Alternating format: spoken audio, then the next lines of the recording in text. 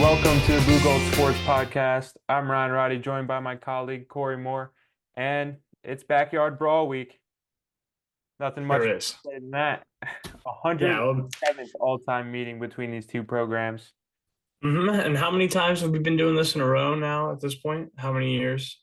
This is the third matchup, consecutive matchup, by year. Yeah. And we've got next year too, right? Yeah, and then it's supposed to come back in 2029, but could come back sooner. This week, Neil Brown was talking about that West Virginia is in the process of trying to fix their schedule and brought up how they might hmm axe the Alabama series. So we'll see what happens with that. But this rivalry dates back to 1895, which is kind of insane. Yeah, these programs have both been around for quite some time.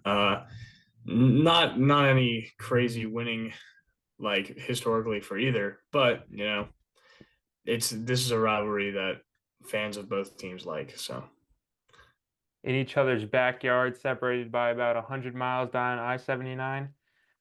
I didn't know if you knew this, when I was researching the backyard brawl for my piece the other day, I found out that West Virginia and Pitt back in the 1920s was the first ever college football game to be broadcasted on radio. So I thought that was pretty cool.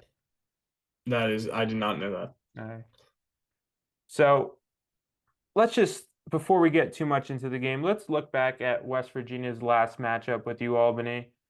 Obviously, an FCS opponent, not crazy competitive, but there was some good and bad that came out of that game, in my opinion. You obviously first look at the defense. Um, just the secondary, I feel like wasn't all there.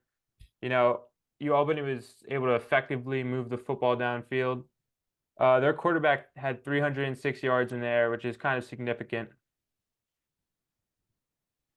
What do you hmm take away from their performance? Especially I mean, on only 18 completions for their quarterback to get 306 yards going through, a little concerning in terms of our defense. I know a lot of people were worried about our secondary throughout that matchup, but I mean, again, and I've been talking about it since day one of this season.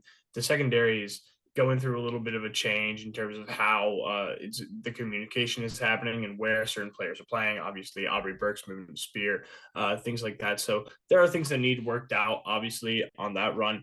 But I think what fans really wanted to see going into this matchup and what they did get is a successful offensive performance. I Mhm. mean, CJ Donaldson and Jaheim White both showed and showed themselves as actually being threats in the run game, which is what they needed to. A little bit more of a presence in the passing game from Garrett Green, obviously holding on to the ball more. I think we only had one lost fumble throughout the entire game from any player on our offense, which is definitely a lot better than what we showed against Penn State. So I think West Virginia is a little bit more satisfied offensively, needs to fix up some things defensively going into Pittsburgh and going into conference play. But overall, a successful outing against U Albany. Yeah, and Garrett Green was really just able to, spread out the ball. He wasn't just looking at one receiver the whole game. He had six receivers end up with 30 or more receiving yards. Like the highest receiver was Cole Taylor with 47 yards, and most of that was on the big touchdown he had. And seven different No, players yeah. scored. So I mean, they're really just flaunting their weapons on offense in the game.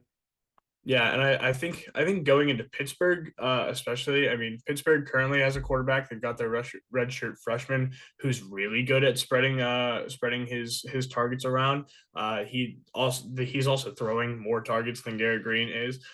So you see a lot of guys getting five or six catches in those first two games they had against Kent State, Cincinnati. Whereas, I mean, we're talking about how West Virginia is getting three catches per receiver and things like that. Nobody had more than Hudson Clement, who only had four catches in the game.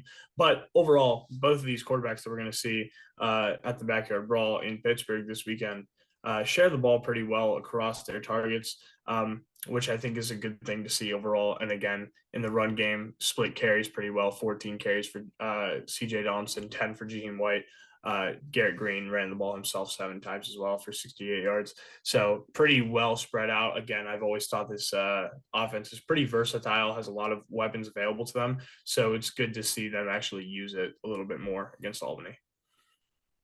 Yeah, and you mentioned that fumble earlier. That was Jaheim Moy, and really that was like the only blemish, in my opinion, in the running game for the Mountaineers.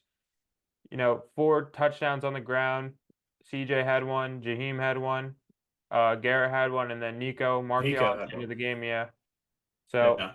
over 300 yards rushing for them against the Great Danes. And then you look at West Virginia's defense, like we mentioned the secondary, but something that we did see that was positive for them was pressuring the quarterback. They got after the quarterback a couple of times. They got 2 sacks, and they were able to make plays in the backfield, 9 tackles for loss. Hmm.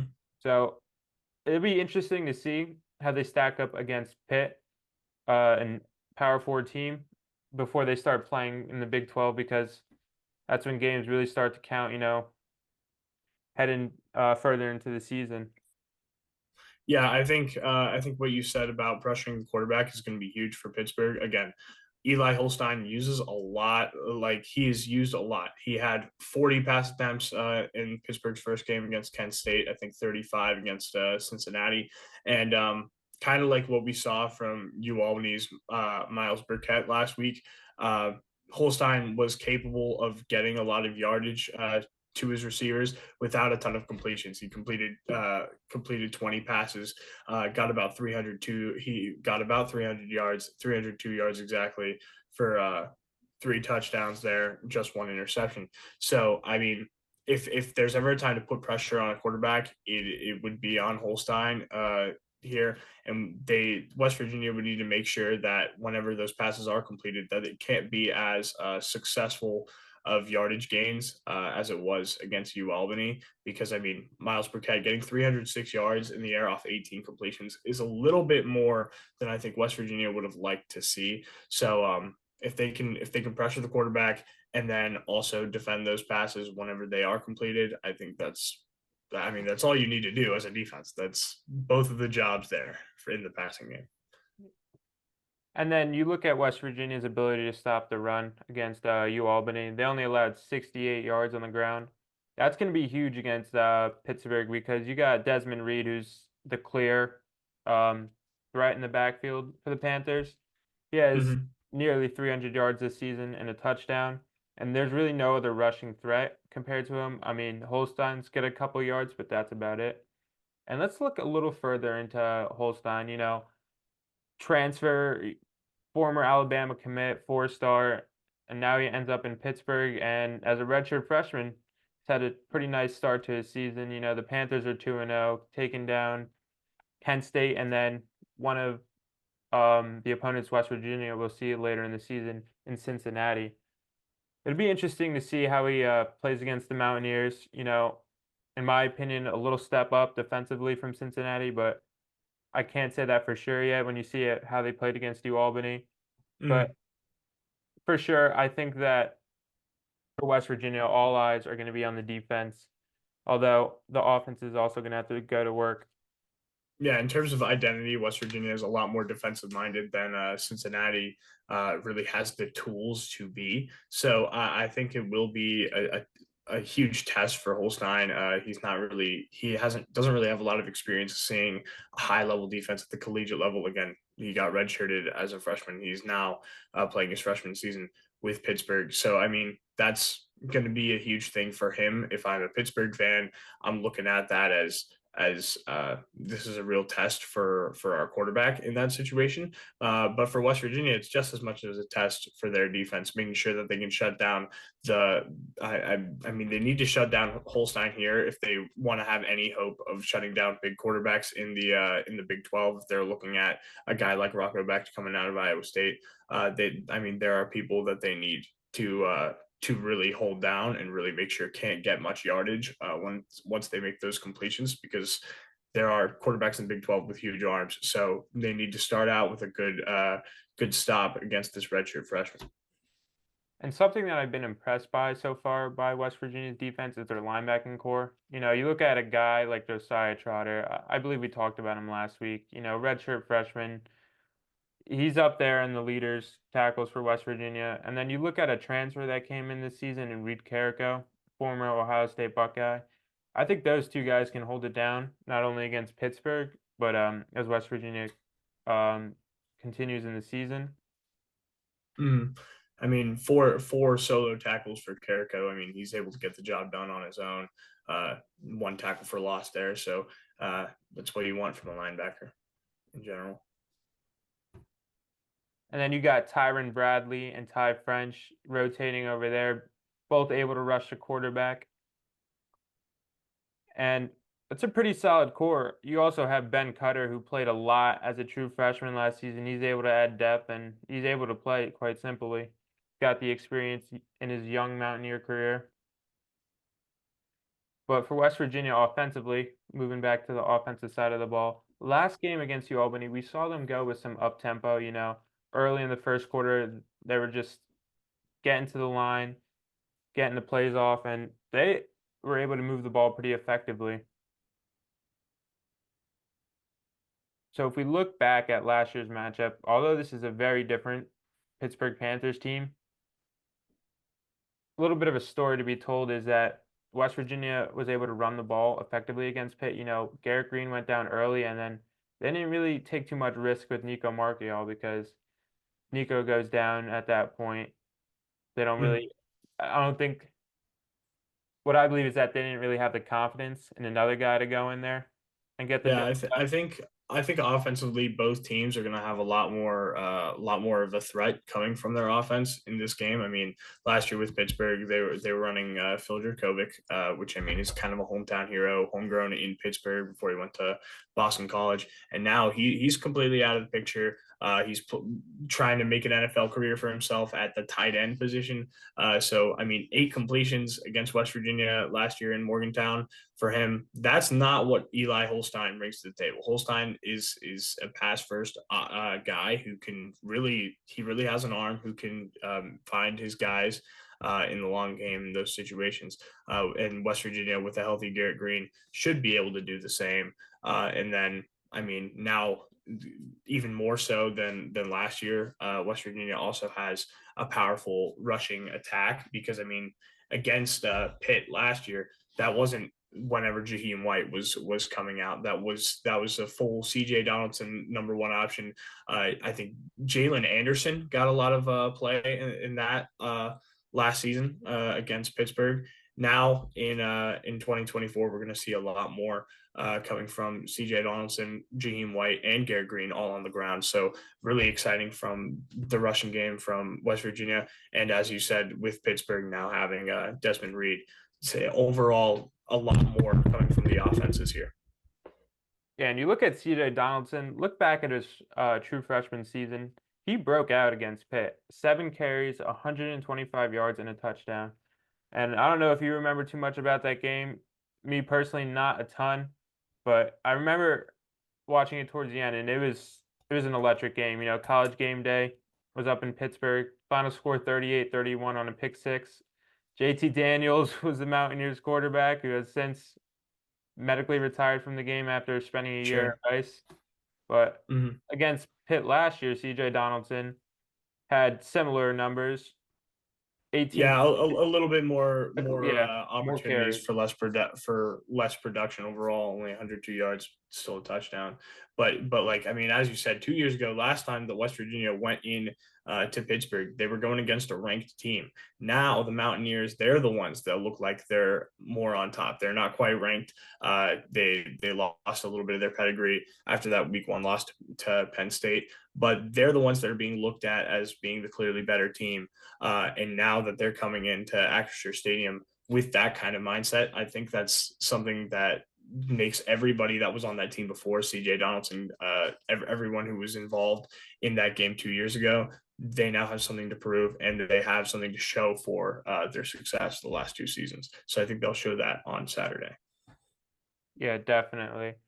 Something I want to see from the Mountaineers. We just talked about the rushing game.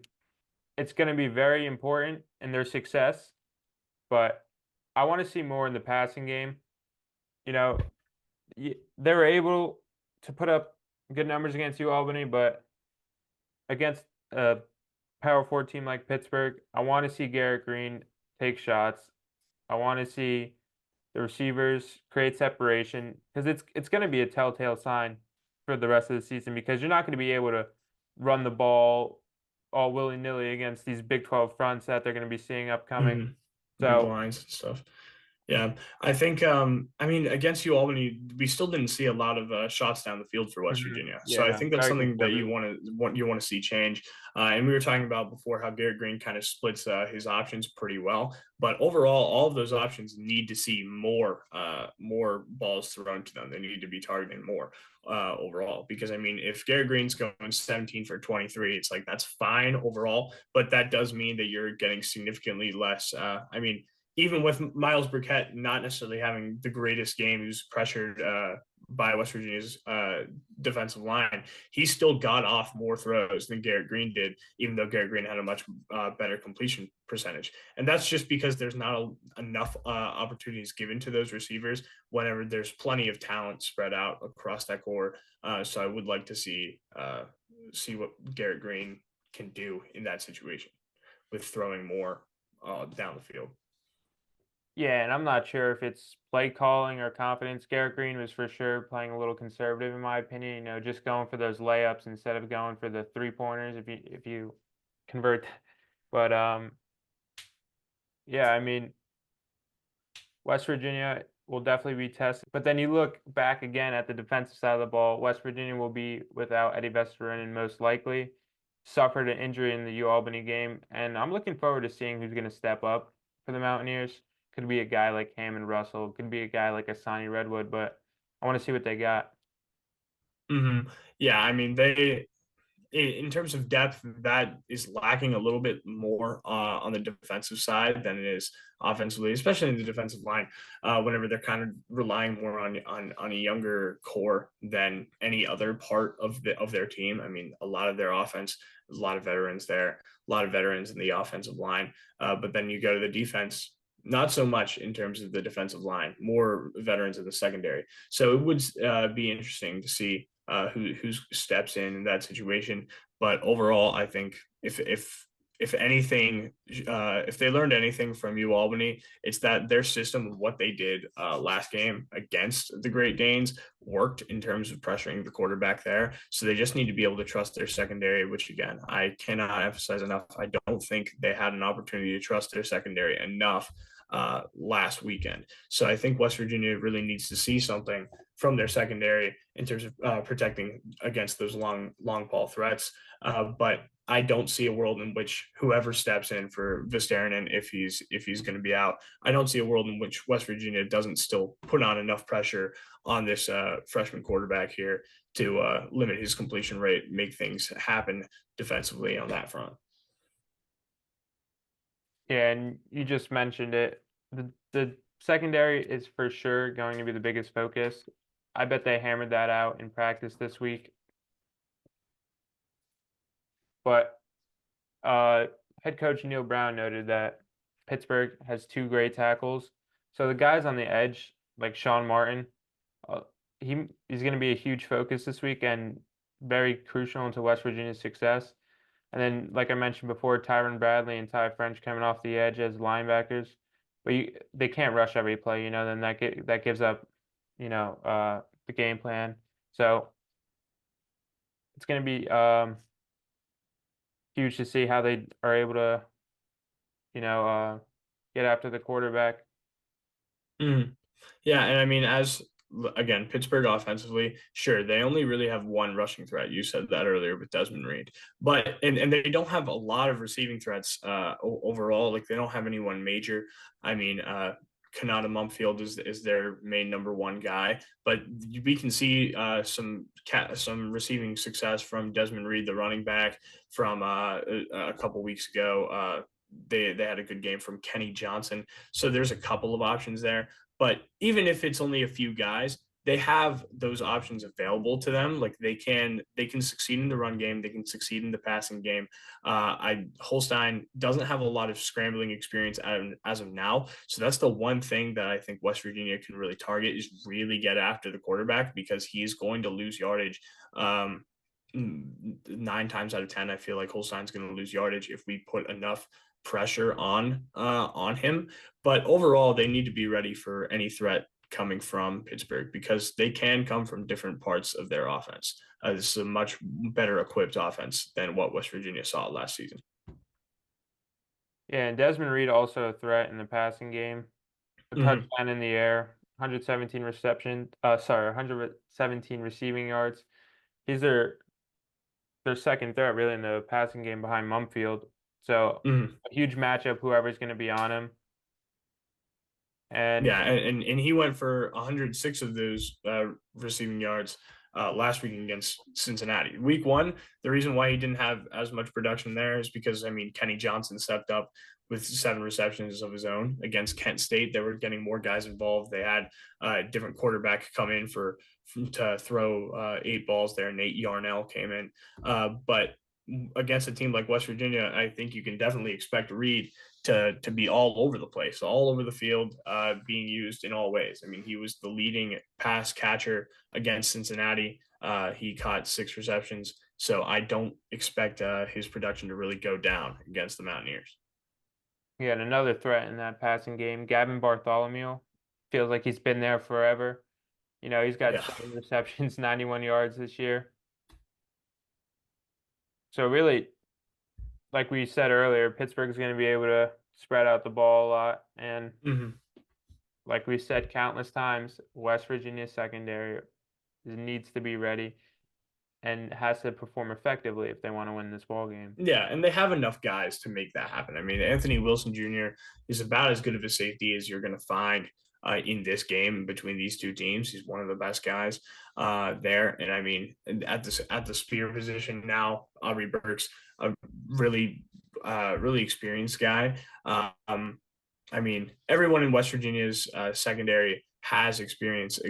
So I don't understand why they wouldn't be able to handle this number of threats coming from Pittsburgh. But it's something that fans need to see. They need to see proof that it can actually happen because they didn't see it against Penn State, and ultimately they didn't see it against U Albany. And you look at their corners alone, you got transfers like Garnett Hollis and Dantes Mm-hmm. Fagan, and then a safety transfer in Tarnua. And you got Rodney Gallagher out there playing some cornerback, Yeah. was recruited as a receiver. And it's been interesting to say the least to see him Yeah, play so and the, far. and the key thing is that they're all guys who've been around the game, but not necessarily around the team. With the transfers, not necessarily around the positions. With Aubrey Burks being in a different position, Rodney Gallagher being more of an offensive-minded player overall at his time in West Virginia these past couple of years. So, I mean, they're just working out who fits where. And I think once they solve that, I think their communication is in a good place. I don't think there were a lot of communication issues against U Albany. It's just a matter of getting enough skill around that secondary because I mean they do have a lot of different people coming from different backgrounds, but they have the skill set available to them. And I think a big key for West Virginia winning this game on offense is going to be their red zone success. You know, didn't really didn't really perform in the red zone against Penn State. That was a huge kill to them. Against U Albany, much improved, but like we keep referring to, U Albany's an FCS team, not the same level Mm-hmm. of competition as Pitt.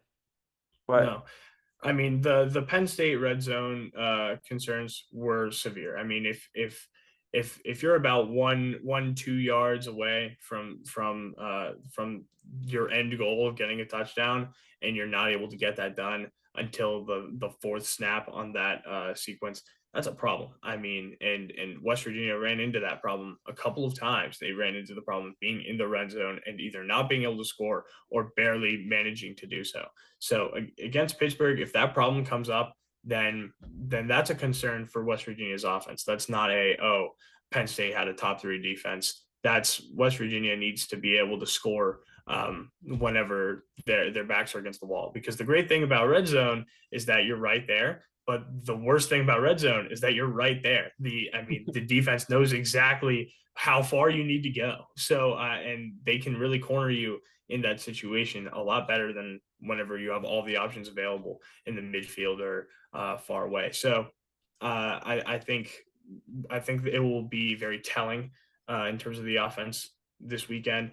But I really don't see a lot of concerns coming up for West Virginia's offense. I think, like you said, this game will be won in the defense for the Mountaineers. Most definitely. But to see Holstein and how he plays is gonna, like we keep mentioning it, it's gonna be huge. Redshirt freshman, so he hasn't like this is gonna be like his third collegiate game, against a Mm-hmm. big opponent in the route. Is the moment too big for him? We don't know yet. So all eyes are on him, I believe, as well as the West Virginia secondary to see how he's able to effectively move the ball down the field. And then just jumping back to West Virginia's offense, if they're able to drive down the field, CJ Donaldson, guy's got over 20 touchdowns in his Mountaineer career. He's almost automatic when it comes down to the goal and go situation. Struggled a little bit against Penn State, but he was also their only touchdown. Mm-hmm. And then, I saw some personally. I thought C.J. Donaldson was a little bit of a shining light against Penn State. I mean, it's very easy to blanket statement say everything went poorly against Penn State. I think there was some good defensive success early on in the first half, and I think C.J. Donaldson had a few decent runs. The only problem was that he wasn't given enough opportunities to get really big runs, and that's never really what he's been as a running back. If like West Virginia, if you're comparing C.J. Donaldson and Jaheim White seems to be the guy who's going far, and C.J. Donaldson is the guy who's going through a lot of defenders. So I think that's why you saw him bullying his way for in his 14 carries against UAlbany, bullying through that defense and gaining some yardage out of that. But I think that'll be big against Pitt because whenever you have bigger players, bigger defenders from an FBS program as opposed to an FCS program, CJ Donaldson's size as a former tight end is going to be very effective to getting the job done in the run game. yeah, and like you said a little bit of before, Jaheim White, the Pittsburgh Panthers didn't really see him last season. He really broke No. out against UCF later in the season and when you started seeing consistent carries. So to see how they're able to, game plan for that and like how they're able to stop White's elusiveness, but also be ready to stop the powerful running of CJ Donaldson. White can hurt you outside the numbers. She's shifty. I mean, I don't think Mm-hmm. that's hard to tell. But CJ Donaldson will just keep pounding the ball on you and getting those short gains, sometimes little longer gains, but he'll move the chains for West Virginia for I sure. mean, he got over 100 yards and 14 carries last weekend. He can get some gains in a short amount of time. I mean, but like you said, he's mainly for those short gains. But he is capable of getting longer success. If he gets through a defense, then he can take off. He's certainly capable of doing that. But the fact that you have someone that can go through a defense and a guy who can get around is really big for the run game because you can switch those guys in and out and make Pitt guessing all night.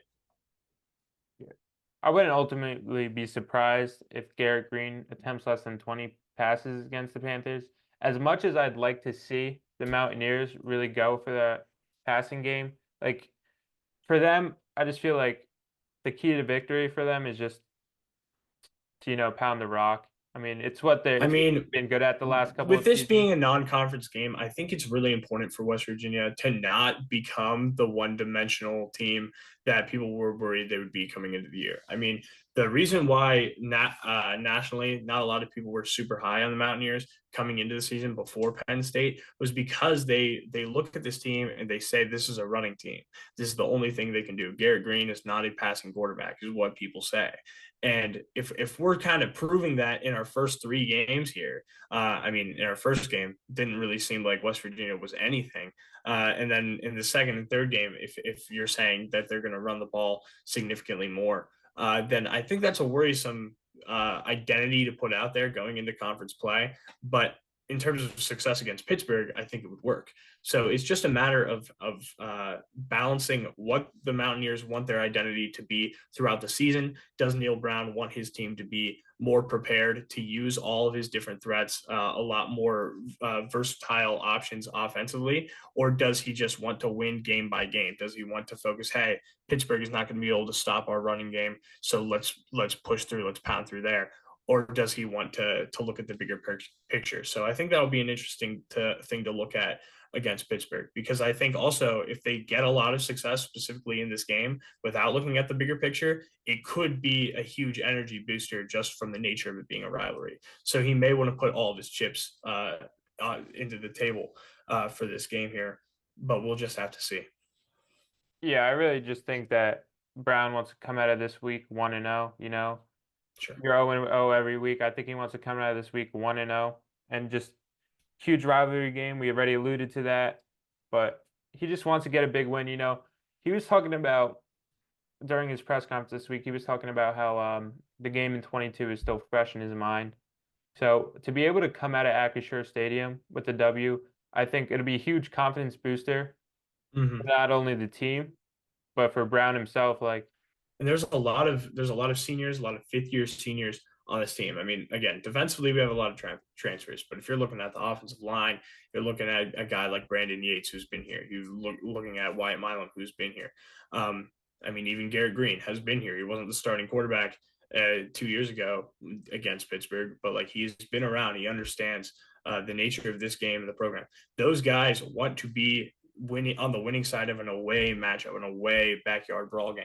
So I think if it's fresh in Neil Brown's mind, it's fresh in a lot of those guys' minds as well. So this could just be a really big game to win in terms of energy and making a big statement for the team.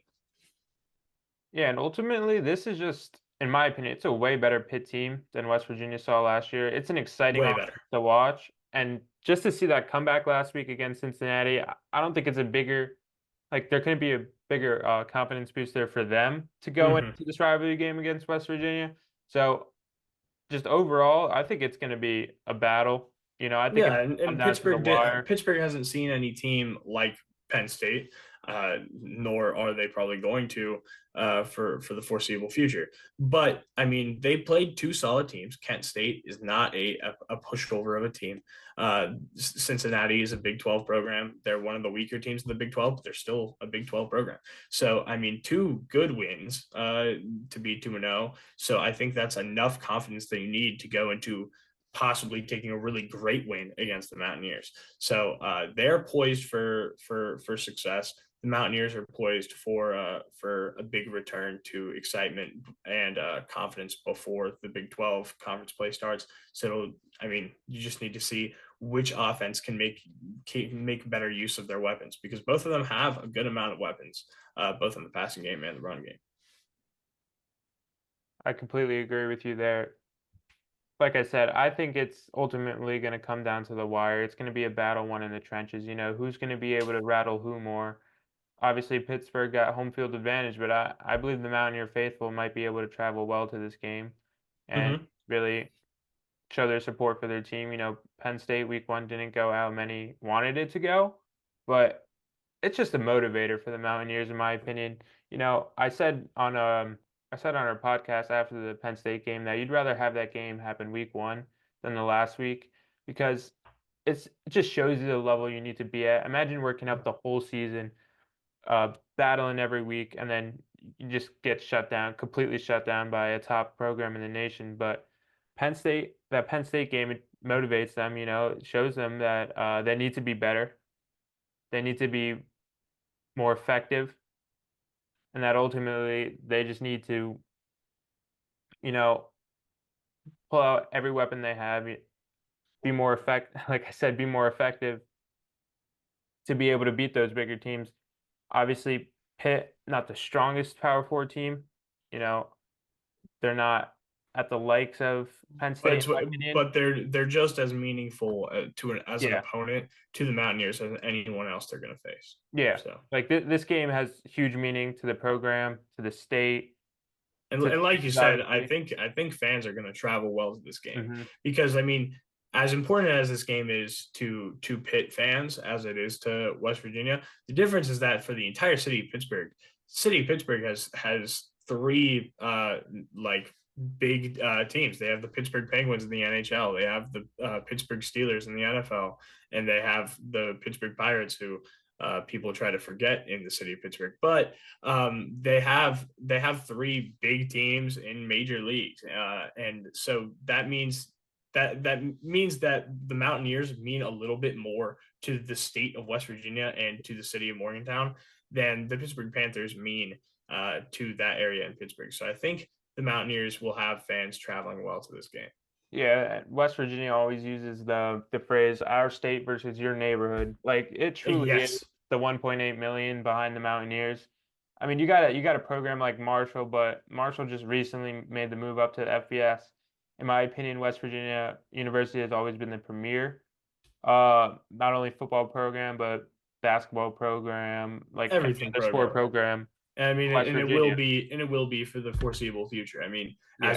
As Marshall catches up in men's soccer, the Mountaineers are moving up to being number one in men's soccer. So I mean, so West Virginia University is the school for West Virginia, and that's what makes this so meaningful to so many people. Is that I mean, if there's going to be a game that Mountaineer fans care about, that means the whole state cares about it. So that's why the backyard brawl is such a big deal, because even though it's just a big deal for these two fan bases, one of these fan bases has so much gravity to it that it really brings a whole different concept to it, and it has for, I mean, how long did you say? 1800s. 1895. 1895. So we're going to see the 107th meeting of these teams, and it should be a good one, as we mentioned. So for Corey Moore, I'm Ryan Roddy. Thanks for joining us today.